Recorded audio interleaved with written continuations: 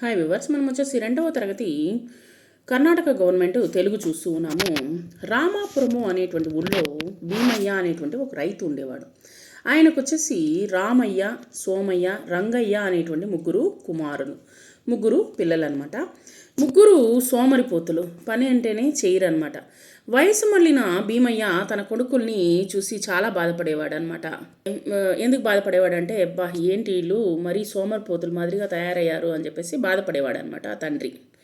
ఒకరోజు భీమయ్య తన కొడుకుల్ని పిలిచి, నేను సంపాదించినటువంటి డప్పు, దస్కము, బంగారాన్ని మన పొలంలో పాతిపెట్టాను అని చెప్పి పిలిచి చెప్పాడనమాట. నేను చనిపోయిన తర్వాత దానిని తవ్వి తీసుకొని కష్టపడి పని చేసుకుంటూ సుఖంగా జీవించండి అని చెప్పాడనమాట. కొన్ని రోజుల తర్వాత భీమయ్య చనిపోవడం జరిగింది. సరే, చనిపోయారు.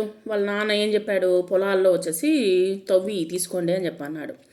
కొన్ని దినాల తర్వాత ముగ్గురు కొడుకులు పొలానికి వెళ్ళి తవ్వసాగారు. దట్ మీన్స్ వచ్చేసి ఆవసాగారు. కానీ ఎంత త్రవ్వినా బంగారం అనేటువంటిది దొరకలేదు. ముగ్గురు నిరాశ చెందారు. ఇంతలో విత్తనాలు వేసేటువంటి సమయం వచ్చింది. ముగ్గురు పొలాన్ని వచ్చేసి దున్ని విత్తనాలు వేశారు. పొలం అనేటువంటిది ఉంది, దాన్ని వచ్చేసి ఎట్లాగో దున్నేశారు కాబట్టి విత్తనాలు అనేటువంటిది వేశారు. మంచి పంట అనేటువంటిది పండింది. వాళ్ళు పంటను అమ్మి కొంత డబ్బు అనేటువంటిది పొందారు ఆ యొక్క పంటలో నుంచి. ఈ విధంగా వాళ్ళు 2-3 సంవత్సరాలు పొలాన్ని దున్నుతూ పంటలు పండిస్తూ వచ్చినటువంటి పంటను అమ్మి గొప్ప ధనవంతులయ్యారు.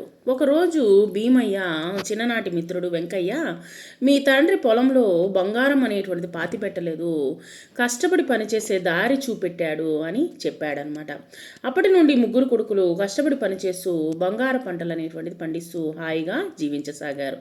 సరే, ఈ కథ ద్వారా మనకు తెలిసినటువంటి నీతి ఏంటి అంటే, మనకు ఎప్పుడైనా సరే, ఏ విషయమైనా సరే, చదువైనా సరే లేదా పని అనేటువంటిది అయినా సరే, మనం కష్టపడితే సుఖం అనేటువంటిది దొక్కుతుంది. అంటే మంచిగా చదివామనుకోండి, మంచి ఫలితాలు అనేటువంటిది అందిస్తుంది. అదేవిధంగా మనం కష్టపడి పనిచేస్తే మనకు వచ్చేసి సుఖం అనేటువంటిది దక్కుతుంది. కొన్ని పదాలు నేర్చుకుందాము. రామాపురం, పొలం, ధనవంతులు, సోమరిపోతు, విత్తనాలు, మిత్రుడు, సంపాదన, చనిపోవు, కష్టపడి, బంగారం, జీవించుట, హాయిగా. తర్వాత కఠిన పదాలకు వచ్చేసి అర్థాలు చూద్దాము. సోమరిపోతు అంటే బద్ధకస్తుడు, మిత్రుడు స్నేహితుడు, ఒకనాడు అంటే ఒకరోజు, ధనవంతుడు డబ్బు కలవాడు.